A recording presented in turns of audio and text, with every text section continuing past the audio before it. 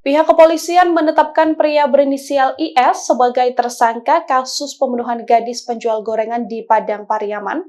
Meski sudah ditetapkan menjadi tersangka, kini IS masih buronan.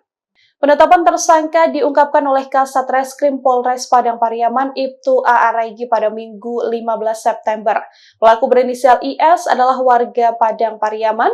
Saat ini tersangka masih dalam tahap pengejaran oleh pihak kepolisian.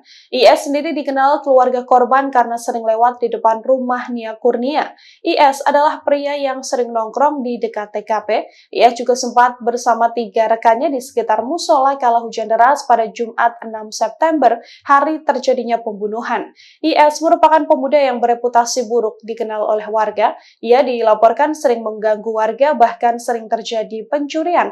IS sendiri dilaporkan sudah 2 kali masuk penjara. Sampai saat ini, pengejaran terhadap IS masih terus dilakukan. Pengejaran dilakukan dengan menyisir sejumlah titik di Nagari Gugua 211 6 Lingkong, Padang Pariaman.